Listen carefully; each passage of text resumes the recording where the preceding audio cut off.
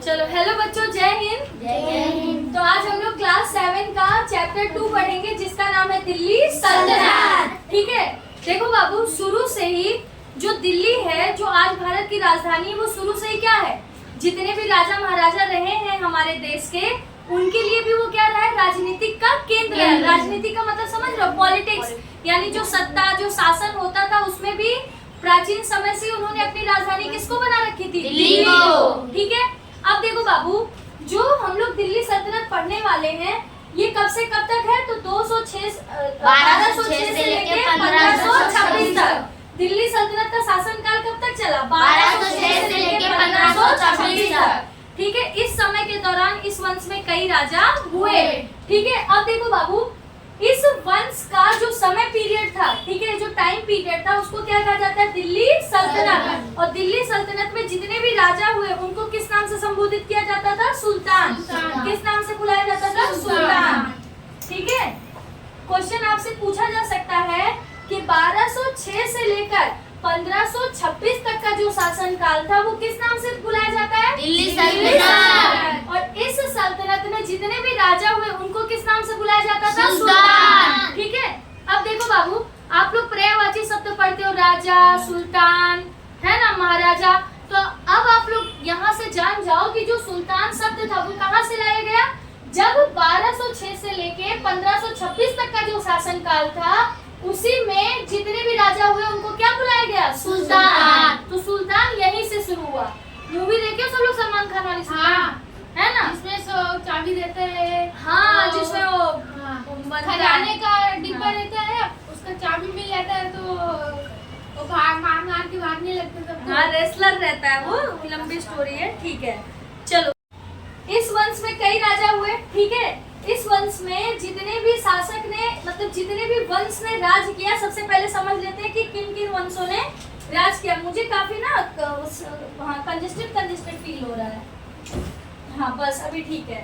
ठीक है, इस वंश में कितने राजाओं ने, मतलब कौन कौन से वंश के राजाओं ने शासन किया, गुलाम वंश, खिलजी वंश, तुगलक वंश, सैयद वंश और लोधी वंश। ठीक है, कौन कौन से वंश, गुलाम वंश, खिलजी वंश, तुगलक वंश, सैयद वंश और लोधी वंश। ध्यान से समझना बाबू, अगर आप नाम भूल जाओ कि किन किन वंश के राजाओं ने दिल्ली सल्तनत में शासन किया है, तो नाम याद रख लेना, गुलाब, खिल, तसला। तसला जानते हो ना, जिसमें हम सामान समेटते हैं। तो गुलाब से क्या याद रख लेना, गुलाम वंश। खिल से याद रख लेना, खिलजी वंश। ता से हो जाएगा आपका तुगलक। वंश, सा से हो जाएगा सैयद वंश, ला से हो जाएगा लोधी लोधी वंश। वंश। ठीक है, तो गुलाब, खिल, तसला, गुलाम वंश, खिलजी वंश, तुगलक वंश, सैयद वंश, लोधी वंश। इन 5 वंश के राजाओं ने, यानी कि सुल्तानों ने पूरे के पूरे दिल्ली सल्तनत में शासन किए हैं। यानी कि पूरे दिल्ली सल्तनत वाले चैप्टर में हमें सिर्फ कितने वंश के बारे में पढ़ना है, 5 वंश के बारे में पढ़ना है। ठीक है, नरसिम्हा, कोई दिक्कत नहीं, क्लियर है ना सब। अच्छा, एक बात बताओ, दिल्ली सल्तनत कब से कब तक चला, 1206 से लेकर 1526 से 1526। टोटल कितने साल चले, 325 साल। कितने, 325 साल के लगभग जो था वो दिल्ली सल्तनत चला। ठीक है, चलो आगे समझते हैं बाबू। अब दिल्ली सल्तनत के शासक में सबसे पहला क्या पढ़ना है हमें, गुलाम वंश। ठीक है, अब देखो बाबू, पहला चैप्टर जब हम लोगों ने खत्म किया था, तो उसमें हम लोगों ने पढ़ा था 1192 में तराइन का युद्ध हुआ था। ये युद्ध किसके बीच में हुआ था, पृथ्वीराज तृतीय और शहाबुद्दीन गौरी के बीच में ये लड़ाई हुई थी। जिसमें पहली बार जब लड़ाई होती है तो पृथ्वीराज जीत जाते हैं, शहाबुद्दीन गौरी हार जाती है। लेकिन जब दूसरी बार लड़ाई होती है, पृथ्वीराज तृतीय क्या हो जाते हैं, हार जाते हैं, और शहाबुद्दीन गौरी क्या हो जाते हैं, जीत जाते हैं। और यहीं से दिल्ली सल्तनत की क्या हो जाती है, शुरुआत हो जाती है। ठीक है, अब देखो बाबू, मोहम्मद गौरी की जब मृत्यु हो जाती है, तो उसके बाद दिल्ली सल्तनत की गद्दी पर कौन बैठता है, गुलाम। पहले ऐसे समझो बाबू, देखो, शहाबुद्दीन गौरी ने शासन किया, उनका एक गुलाम रहता है जिसका नाम रहता है कुतुबुद्दीन ऐबक। ठीक है, अब वो गुलाम होने के नाते ही इस वंश का नाम क्या पड़ गया, गुलाम वंश। और किसी रीजन से इस वंश का गुलाम नाम नहीं पड़ा है। किस वजह से पड़ा है, क्योंकि शहाबुद्दीन गौरी का जो गुलाम था उसका नाम क्या था? कुतुबुद्दीन ऐबक। अगला राजा कौन बनता है? कुतुबुद्दीन ऐबक। इसी वजह से इस वंश का नाम क्या पड़ जाता है? गुलाम वंश। तो गुलाम वंश का पहला शासक कौन था? कुतुबुद्दीन ऐबक। क्या नाम था? कुतुबुद्दीन ऐबक। ठीक है। अब देखो बाबू, जैसे कुतुबुद्दीन ऐबक दिल्ली का प्रथम सुल्तान बनता है, ठीक है, वो खूब मन लगा के काम करता है और कितने साल तक काम करता है? 5 साल तक। कितने साल तक? 5 साल तक। उसके बाद आप लोगों ने टीवी पे एक गेम देखा होगा, जो घोड़ा चलाते हुए ऐसे ऐसे करके पोलो खेला जाता है ना, तो वो क्या कर रहा था कि पोलो का खेल खेल रहा था। उस खेल के दौरान ही वो घोड़े से गिरता और वहीं पर उसकी क्या हो जाती है? मृत्यु हो जाती है। ठीक है। तो कुतुबुद्दीन ऐबक ने टोटल कितने साल तक शासन किया? 5 साल तक। 5 साल तक। कब से कब तक? 1206 से लेके 1210। 1206 से लेके 1210 तक। यहाँ पर कुछ बच्चों के मन में प्रश्न आना चाहिए कि दीदी अगर 1206 से 1210 देखा जाए तो टोटल 4 साल। 4 साल। तो यहाँ 5 साल बुक में क्यों लिखा है? देखो बाबू, जब भी हम एसएस पढ़ते हैं तो जब ऐसे शासन काल पढ़ा जाता है ना, तो कई इतिहासकारों के द्वारा क्या किया जाता है, जिस साल से शुरू किया जाता है जिस साल में खत्म होता है वैसे ही इनकी गिनती मारी जाती है। इसी वजह से यहाँ पर क्या लिखा गया? 5 साल। जैसे किसी ने कहा कि कोई गद्दी पर कितने साल में बैठा? 2020 में, और वो शासन किया कितने? 2024 तक। कितने साल तक शासन किया? तो हम क्या बोलते हैं? 4 साल तक। 4 साल शासन किया? नहीं, अगर गिनो तो 2020 से 21, 22, फिर 23, फिर 24, टोटल कितने साल? 3 साल। लेकिन गणना मानने के लिए हम क्या कहते हैं? 4 साल। समझ आ रही बात? तो इसी कॉन्सेप्ट के बेसिस पे जो 1206 से 1210 लिखा हुआ है, ये टोटल कितने ईयर्स माने जाएंगे? 5 साल। ठीक है। चलो अगला देखो बाबू। अब देखो, जैसे कुतुबुद्दीन ऐबक की मृत्यु हो जाती है, कुतुबुद्दीन ऐबक का एक गुलाम रहता है जिसका नाम रहता है इल्तुतमिश। क्या नाम रहता है? इल्तुतमिश। अब यहाँ पर एक चीज और समझना बाबू, जो कुतुबुद्दीन ऐबक जो थे, इनका जो गुलाम था इल्तुतमिश, यही इनका दामाद भी था। ठीक है, क्लियर है? तो दामाद और गुलाम दोनों कौन था? इल्तुतमिश। किसका था?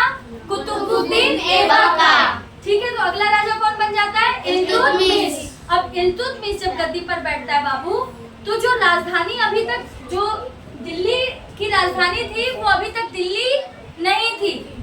मतलब कि दिल्ली सल्तनत में जब कुतुबुद्दीन ऐबक गद्दी पर बैठा था, तब उसने दिल्ली को राजधानी नहीं बनाया था। लेकिन जैसे इल्तुतमिश गद्दी पर बैठता है, वो राजधानी किसको बना देता है? दिल्ली को। किसको बना देता है? दिल्ली को। इसी वजह से इस गुलाम वंश का जो वास्तविक शासक यानी कि असली राजा जो माना जाता है, वो किसको माना जाता है? इल्तुतमिश को। जबकि गुलाम वंश की शुरुआत किसने की थी? कुतुबुद्दीन ऐबक। कुतुबुद्दीन ऐबक ने। लेकिन वास्तविक राजा किसको माना जाता है? इल्तुतमिश को। ठीक है। चलो अगला देखो बाबू। अब जैसे इल्तुतमिश गद्दी पर बैठता है, वो क्या कहता है कि अब हमारे शासन को क्या करना होगा?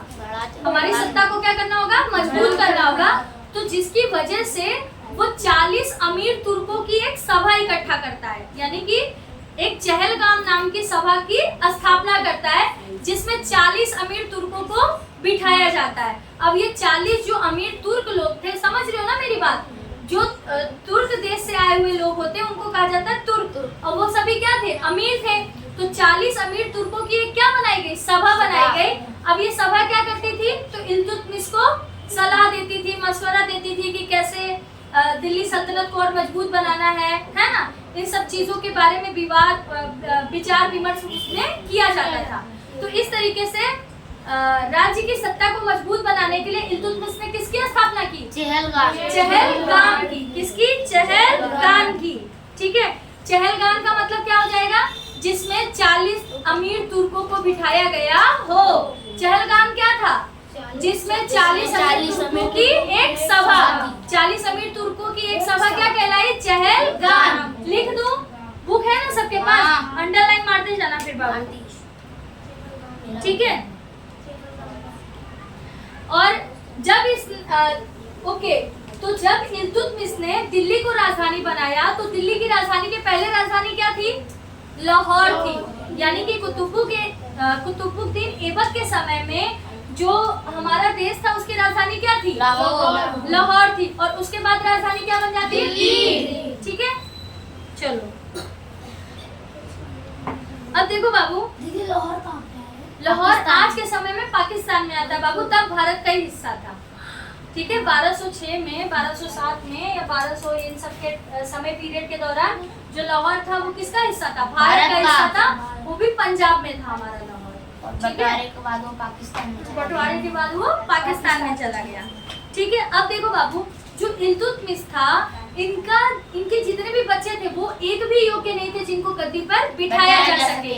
इस वजह से इल्तुतमिश की एक बेटी थी जिसका नाम था रजिया सुल्तान। क्या नाम था? रजिया सुल्तान। रजिया सुल्तान को किस पे बिठा दिया जाता है? गद्दी पर बिठा दिया जाता है। ठीक है, अब देखो होता क्या है बाबू, जब रजिया सुल्तान गद्दी पर बैठती हैं तो ये दिल्ली सल्तनत की पहली महिला शासिका बनती है। क्या बनती है? दिल्ली सल्तनत की पहली महिला शासिका।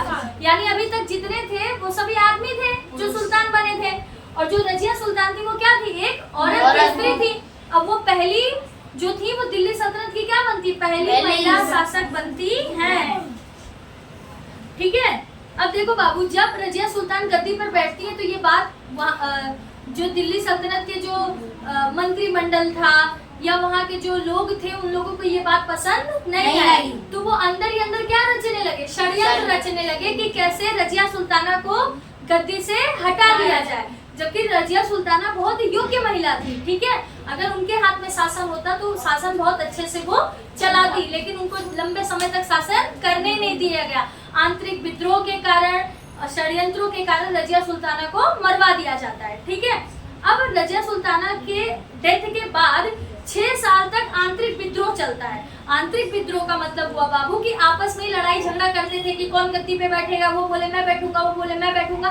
इस तरीके का आपस में क्या चलता था? विद्रोह चलता था। उसके बाद ये जो 40 अमीर तुर्क थे, इन लोगों ने डिसीजन लिया कि रजिया सुल्ताना का जो भाई था जिसका नाम था नसरुद्दीन को क्या कर दो? गद्दी पर बिठा दो। तो नसरुद्दीन को इस तरीके से गद्दी पर बिठाया जाता है। नसरुद्दीन बकायदा 21 साल, कितने साल? 21 साल तक शासन करते हैं। और उसके बाद दिल्ली सल्तनत की गद्दी पर बैठ जाते हैं गयासुद्दीन बलबन। कौन बैठता है? गयासुद्दीन बलबन। नाम याद रखना बाबू, गुलाम वंश के पहले शासक कुतुबुद्दीन ऐबक। कुतुबुद्दीन ऐबक के समय में देश की राजधानी क्या थी? लाहौर। ठीक है, फिर इल्तुतमिश लाहौर से राजधानी किसको बना देता है? दिल्ली को। और जिसकी वजह से वो क्या कहलाते हैं? दिल्ली सल्तनत के वास्तविक शासक, यानी कि वास्तविक स्थापक, यानी कि जिन्होंने दिल्ली सल्तनत की स्थापना की। ठीक है, कुतुबुद्दीन ऐबक ने कितने सालों तक शासन किया? 5 साल तक। कब से कब तक? 1206 से लेके 1210 तक। 1206 से लेके 1210 तक। कुतुबुद्दीन ऐबक की मृत्यु कैसे हो जाती है? पोलो खेलते समय घोड़े से गिर जाते हैं, इसलिए उनकी मृत्यु हो जाती है। पोलो खेलते समय घोड़े से गिरने की वजह से उनकी मृत्यु हो जाती है। कुतुबुद्दीन ऐबक कौन था? सॉरी, इल्तुतमिश कौन था? कुतुबुद्दीन का दामाद था। गुलाम और दामाद। कुतुबुद्दीन ऐबक का गुलाम और दामाद। ठीक है, इल्तुतमिश ने किसकी स्थापना की? चहलगान की स्थापना की, जिसमें कौन लोग थे? 40 अमीर तुर्क थे। 40 अमीर तुर्क थे। ठीक है, इनके बच्चों में सबसे योग्य संतान कौन? रजिया सुल्तान। लेकिन एक महिला होने के कारण इनको लंबे समय तक शासन करने नहीं दिया। रजिया सुल्तान का वो कौन सा भाई था जो अगला शासक बनता है? नसरुद्दीन कितने साल तक शासक करते हैं? 21 साल तक। नसरुद्दीन के बाद फिर गद्दी पर कौन बैठता है? गयासुद्दीन बलबन। बुक देखो, गयासुद्दीन बलबन। ठीक है, तो जैसे गयासुद्दीन बलबन गद्दी पर बैठता है बाबू, तो ये जो 40 अमीर तुर्कों की जो सभा थी उसको सबसे पहले वो क्या कर देता है? खत्म कर देता है। क्या कर देता है? खत्म कर देता है। यानी चहल गान का अंत कर देता है। किसने अंत कर दिया? गयासुद्दीन बलबन। ठीक है, क्यों किया? कोई मुझे रीजन बताएगा? क्योंकि देखो बाबू, ये जो 40 अमीर तुर्कों की जो सभा थी ना, ये लोग अच्छा कम सोचते थे और आपस में हम मतलब लड़ाई झगड़ा, मतलब कोई एक स्पष्ट निष्कर्ष निकाल कर नहीं लेकर आते थे। अमीर होने के नाते वो भी अपना बयासी में डूबे रहते थे, कुछ सही तरीके से सलाह मशवरा नहीं देते थे और फालतू ही क्या करते थे, मजा लेते थे। रजिया सुल्तान केस में भी वही हुआ, मतलब आंतरिक विद्रोह जब चल रहा था तो अगर 40 अमीर तुर्कों ने कहा होता कि नहीं रजिया सुल्तान अगर शासिका है तो कोई दिक्कत नहीं है, शासन अच्छे से किया जा सकता है, लेकिन उसमें भी उन लोगों ने समर्थन नहीं दिया। तो इस वजह से जैसे गयासुद्दीन बलबन गद्दी पर बैठता है तो सबसे पहले किसको खत्म कर देता है, चहलगाम को, कि ये लोग नहीं रहेंगे तो मेरी जो सत्ता है, मैं जो राजा हूँ, वो मेरी सत्ता क्या हो जाएगी, मजबूत हो जाएगी। क्योंकि जब राजा रहेगा और ऐसे क्या कहते हैं रिश्वतखोर जो मंत्रिमंडल है मेरा, ये जो 40 अमीर तुर्कों की जो सभा है, अगर ये मुझे सही सलाह मशवरा नहीं देंगे तो मेरी ताकत क्या हो जाएगी, कमजोर हो जाएगी। तो इस वजह से जो 40 अमीर तुर्कों की सभा थी उसका अंत किसने कर दिया, गयासुद्दीन बलबन ने, और उसने अपने ही पद को क्या कर दिया, और ज्यादा मजबूत बना लिया। ठीक है, अब जो गयासुद्दीन बलबन था बाबू, ये साहित्य और कला के बहुत ज्यादा प्रेमी थे, इनको साहित्य और कला से बहुत ज्यादा प्रेम था। साहित्य का मतलब जानते हो आप लोग, लिटरेचर, जैसे हिंदी साहित्य हो गया, इंग्लिश साहित्य हो गया, तो इंग्लिश तो नहीं पढ़ते रहे होंगे, जो भी साहित्य उनको पसंद रहा होगा, हिंदी यही सब वो क्या करते थे, पढ़ते थे, और साथ ही साथ वो कला के भी क्या थे, प्रेमी थे। तो उनको साहित्य और कला का प्रेमी माना जाता है। ठीक है, और गयासुद्दीन बलबन ने टोटल कितने साल तक शासन किया, 22 साल तक, 22 साल तक। कितने साल तक, 22 साल तक। तो 22 साल तक शासन करने के बाद यहीं पर गुलाम वंश का अंत होता है। इसके बाद नए वंश की शुरुआत होती है जिसको कहा जाता है खिलजी वंश। क्लियर हो गया सबको? चलो एक बार रिपीट करवा दूं। गुलाम वंश के पहले शासक कुतुबुद्दीन ऐबक, गुलाम वंश के वास्तविक शासक इल्तुतमिश ऐबक, इल्तुतमिश कौन थे, इल्तुतमिश, इल्तुतमिश कौन था, कुतुबुद्दीन ऐबक के गुलाम और दामाद, कुतुबुद्दीन ऐबक के गुलाम और दामाद। ठीक है, इल्तुतमिश की सबसे योग्य संतान कौन थी, रजिया सुल्तान। रजिया सुल्तान की मृत्यु के बाद गद्दी पर कौन बैठता है, नसरुद्दीन। नसरुद्दीन कितने साल तक शासन करते हैं, 21 साल तक। नसरुद्दीन के बाद गद्दी पर कौन बैठता है, गयासुद्दीन बलबन। कौन बैठता है, गयासुद्दीन बलबन। गयासुद्दीन बलबन कितने साल तक, 22 साल तक। 22 साल तक। उसके बाद किस वंश की शुरुआत हो जाती है, खिलजी वंश की। क्लियर? दीदी ये लोग जल्दी जल्दी बोलने के चक्कर में गलत गलत बोल देते हैं। कौन बोल रहा है गलत, क्या बोला? अभी है ना आपने जो इल्तुतमिश था ना उसमें कुछ भी बोल दिए थे। हाँ वो नहीं देखो बाबू, नहीं आता है ना, सुनो मेरी बात ध्यान से सुनो बाबू, आपको चिल्ला चिल्ला के जवाब देना जरूरी नहीं है। अगर आप इंस्टेंट जवाब दे पा रहे हैं तो आप दीजिए, नहीं तो दूसरे के आवाज जवाब को क्या करिए, सुनिए कि सामने वाला क्या बोल रहा है।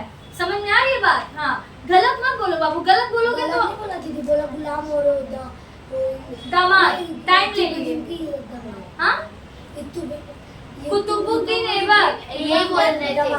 हाँ, तभी मैंने बोला आराम से बोलो। हाँ आराम से बोलो, ठीक है कोई बात नहीं, इतनी छोटी छोटी चीज पकड़ी भी नहीं जाती बाबू। वो कोशिश तो कर रहे हो, बोल ही नहीं पा रहे, कुतुबुद्दीन ऐबक तो क्या करे वो, हाँ वो कुतुबुद्दीन कर रहा है, तो ठीक है ना, कोई बात नहीं, उसको थोड़ा स्लो मोशन में चलने दो। आप बढ़िया चेन्नई एक्सप्रेस पे चलो, क्या दिक्कत है ना। चलो आगे देखे बाबू, अगला कौन सा वंश है, खिलजी वंश। कौन सा वंश है, खिलजी वंश। आज जितना अच्छा मैंने सोचा था कि एनर्जेटिक रहेंगे, मेरा शायद एनर्जी लो होने की वजह से मेरे को थोड़ा कम अच्छा फील हो रहा है, कि चलो पर कोई बात नहीं है, ठीक है। चलो अब देखो बाबू, खिलजी वंश की शुरुआत कौन करता है, जलालुद्दीन खिलजी। बाबू आप आराम से, दिव्यांशु आप आराम से रहो, बाकी सब आराम से ही है, ठीक है। आप स्कूल में पाठ पढ़ा दिया गया है क्या आपके? अच्छा ठीक है, तो साथ साथ चलो ना आराम से, ठीक है। खिलजी वंश की शुरुआत कौन करता है, जलालुद्दीन खिलजी, ठीक है। अब जलालुद्दीन खिलजी जब गद्दी पर बैठते हैं बाबू,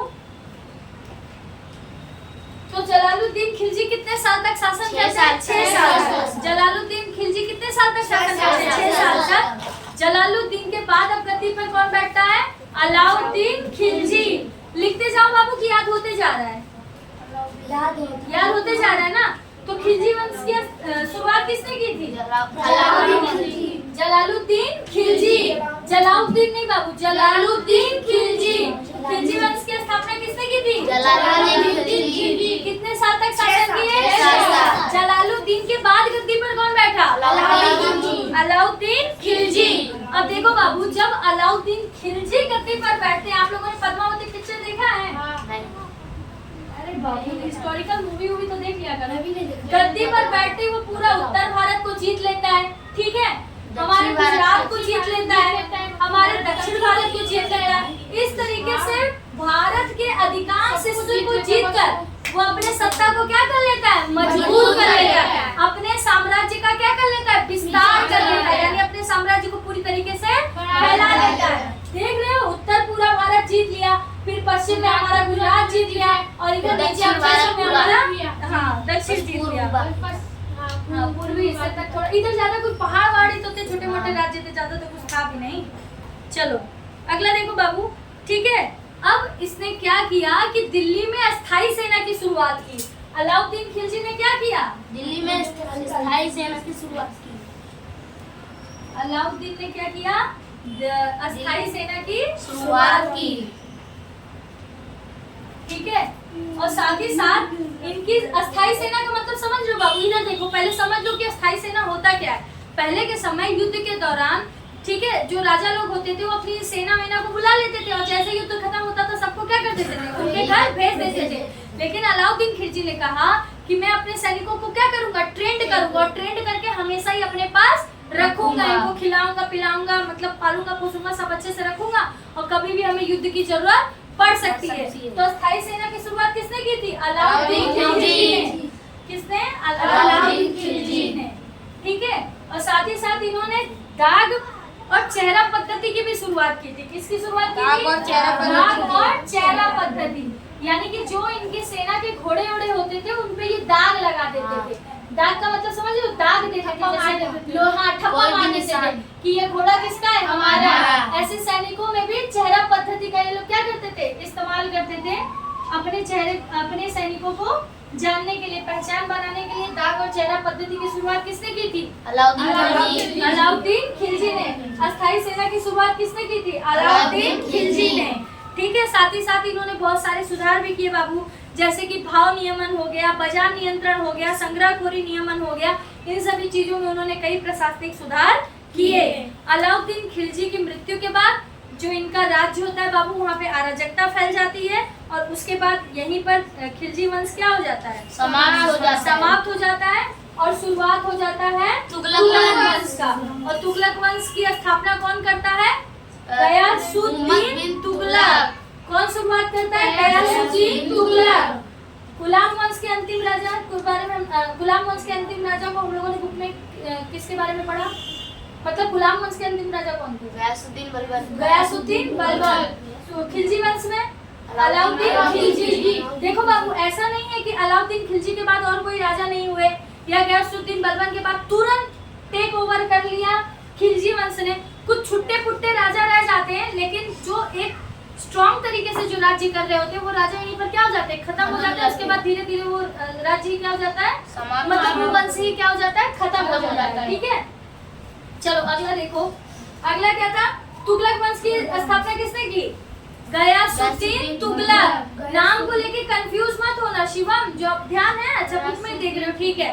वो कौन थे, गयासुद्दीन बलबन। और जिन्होंने तुगलक वंश की स्थापना की ये कौन है, गयासुद्दीन तुगलक। मैंने उसमें क्या बोल दिया था, गयासुद्दीन बलबन। वो कौन थे, गयासुद्दीन बलबन। और तुगलक वंश की स्थापना किसने की, गयासुद्दीन तुगलक ने, ठीक है, याद रहेगा ना। चलो अब देखो बाबू, अब गयासुद्दीन, हाँ मेरे में थोड़ा अलग नहीं वही है बाबू, मोहम्मद बिन तुगलक, उसके बाद आते हैं बाबू, ठीक है। तुगलक वंश की स्थापना ये आपको मिल जाएगा खिलजी वंश के अंतिम लाइन में, जिसमें लिखा गया गयासुद्दीन तुगलक जो है वो तुगलक वंश की स्थापना करते हैं, क्लियर है। उसके बाद लेकिन इस वंश के सबसे प्रतापी राजा, मतलब जो सबसे श्रेष्ठ महान माने जाते हैं वो कौन थे, मोहम्मद बिन तुगलक। कौन थे, मोहम्मद बिन तुगलक। ये सबसे क्या थे, प्रतिभाशाली राजा माना जाता है, प्रतिभाशाली सुल्तान। वही राजा, देखो बाबू अब समझ जाना, अगर मैं राजा बोलूं तो राजा का मतलब क्या है, सुल्तान। जो चैप्टर के शुरुआत में मैंने बता दिया था कि दिल्ली सल्तनत में जब भी हम राजा पढ़ेंगे तो उसका मतलब क्या हो जाएगा, सुल्तान, ठीक है। बाकी मैं कोशिश करूंगी सुल्तान बोलने की, लेकिन एक आध दो दफा अगर राजा निकल जाए तो घबराना नहीं कि राजा कौन, राजा ही क्या है, हमारे सुल्तान है, ठीक है।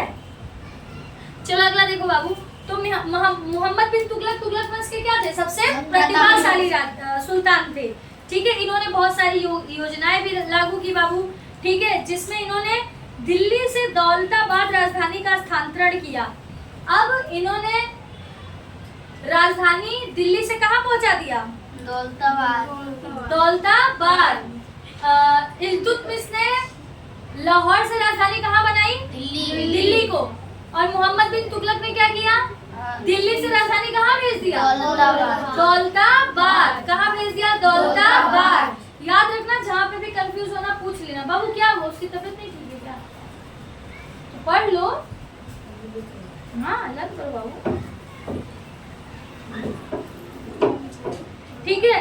देखो बाबू, इन्होंने बहुत सारी योजना भी निकाली, जिसमें प्रतीक मुद्रा प्रयोग, यानी कि जब भी जिन भी सिक्का का इस्तेमाल हम करते हैं उस पे क्या बनाया जाएगा? प्रतीक, यानी कुछ ना कुछ चिन्ह बना दिया जाएगा। ऐसी योजना का हम क्या करेंगे? शुरुआत करेंगे, ठीक है।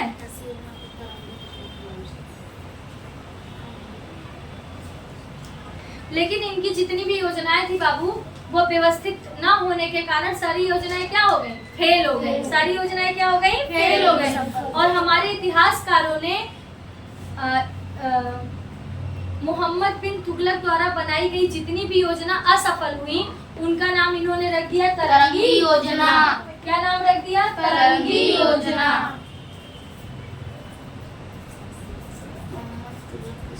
समझ आ रहा है बाबू सबको? कोई दिक्कत? देखो बाबू, मोहम्मद बिन तुगलक ने कई योजनाओं का निर्माण करने की योजना बनाई, यानी कि सिर्फ उन्होंने सोचा कि ये हम करेंगे। जिसमें क्या क्या करेंगे? जिसमें इब्न तूता कौन था? देखो बाबू, हाँ इब्न तूता ये अफ्रीका साइड का। लेकिन अच्छा एक बात बताओ बेटू, जब हम अभी ऊपर पढ़ा रहे तो आप इब्न बतूता पे क्यों चले गए? उसी में तो वही तो मैं कह रही हूँ, लेकिन अभी हम शुरुआती लाइन पे है ना। अभी आएगा तो बताएंगे इब्न बतूता। अभी हम कुछ पूछ रहे हैं तो बोल रहा है कि दीदी इब्न बतूता कौन था। बताएंगे बाबू, उसका भी मौका तो आने दो। अभी मैं जो सवाल बना रही हूँ, मैं यहाँ पे क्या बता रही हूँ आप लोगों को? तरंगी योजना के बारे में। अभी उस पर ध्यान दो। देखो बाबू, स्मार्ट होना बहुत अच्छी बात होती है, लेकिन रुक के चलो, आराम से समझ के चलो। आपको आ रहा है, आप घर पे रीडिंग कर लियो, ये बहुत अच्छी बात है। तो आप सुनो ना, समझो ना उस चीज को, उसको इतना एक्सप्रेस कर करके फिर मेरा फिर पोटेंशियल खराब हो जाएगा ना। फिर हम पढ़ा कुछ और रहे, आप बीच में से सवाल कुछ और पूछेंगे, बताऊंगी वो भी बताऊंगी। फिर कुछ डाउट लगे तो पूछो, ठीक है? हाँ, डाउट लगे तो पूछो।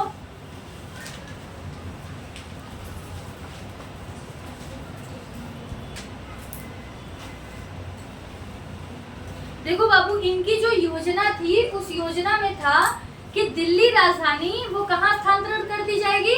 दौलताबाद। ये सिर्फ एक योजना थी, अभी उन्होंने ट्रांसफर नहीं किया। और दूसरा क्या उन्होंने कहा था? जो भी मुद्रा चलेगा हमारे शासनकाल के अंदर, हमारे साम्राज्य में, उस पे क्या लगा दिया जाएगा? चिन्ह, यानी कोई प्रतीक दिया जाएगा। इन्होंने योजना तो कई बनाई, लेकिन सारी योजना फेल हो गई। तो हमारे इतिहासकार ने उसको एक नाम दे दिया, तरंगी योजना, ठीक है। चलो अब आगे देखो। अब इब्न बतूता नाम के एक यात्री थे जो अफ्रीका से कहाँ आए थे? भारत आए थे। इनके ऊपर कई सारे गाने भी बने हैं, कई कविताएं भी लिखी गई हैं। आप लोगों ने वाला गाना सुना है? इब्न बतूता पहन के जूता, उड़ जावे चिड़िया फुर्र, उड़ उड़ आवे। नहीं सुना है आप लोगों ने? कुछ भी कविताएं पढ़ी आप लोगों ने इब्न बतूता के ऊपर? एक बहुत फेमस कविता है इब्न बतूता के ऊपर, याद आएगा तो हम बताएंगे।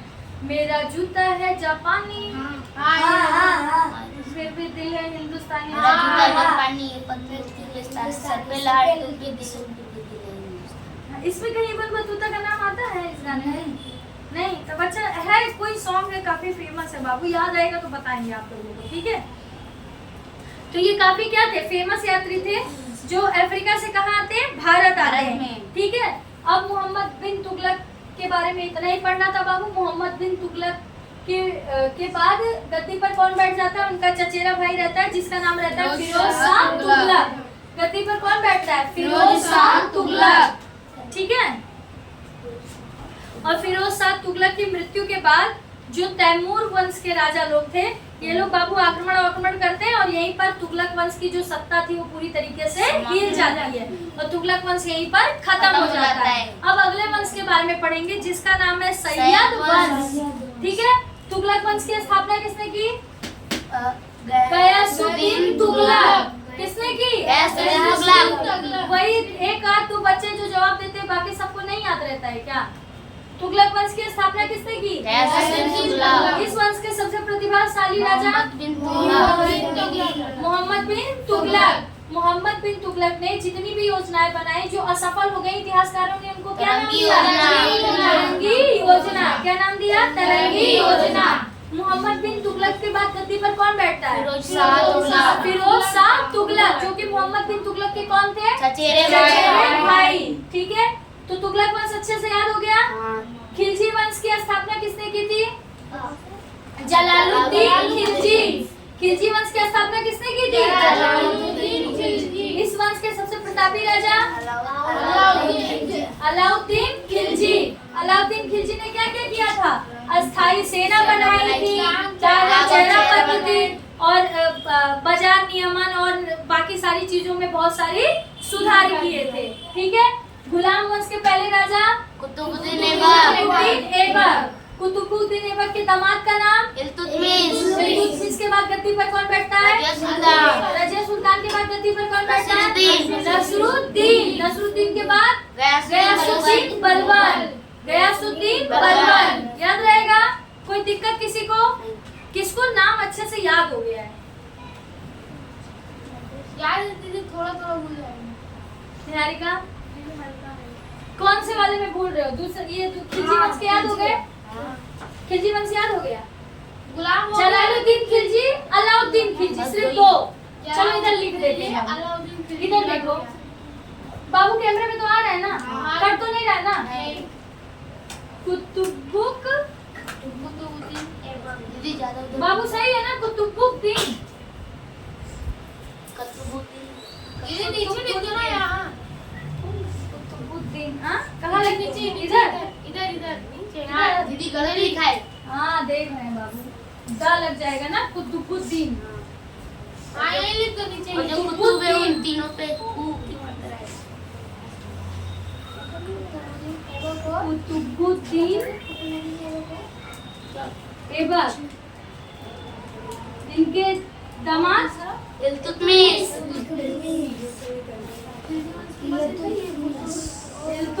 ये खिलजी असली गुलाम घबराओ नहीं बाबू, आराम से सबको याद हो जाएगा। इल्तुतमिश के बाद रजिया सुल्तान।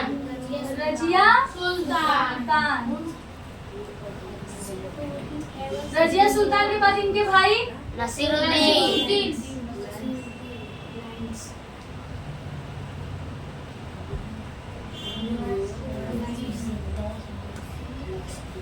नसरुद्दीन। इसके बाद गयासुद्दीन बलबन।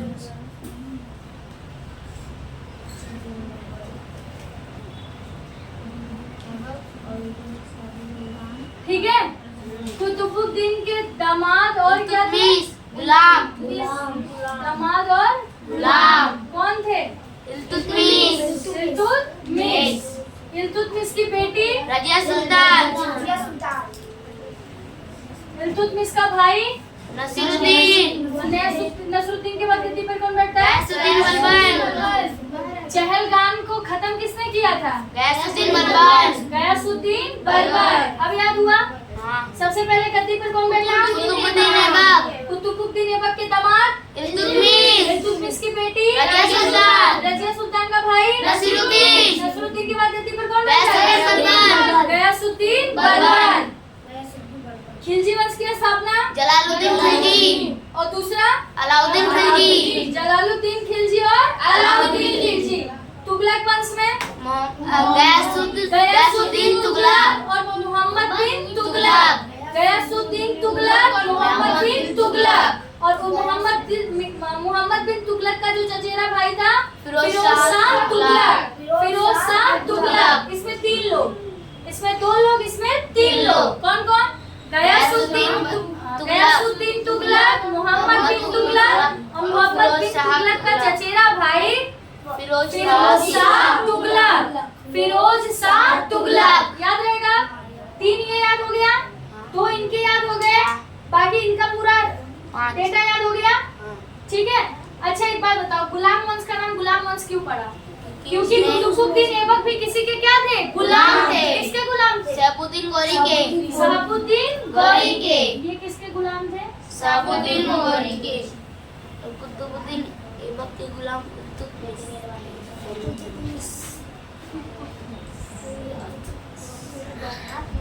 शहाबुद्दीन गौरी के, ठीक है।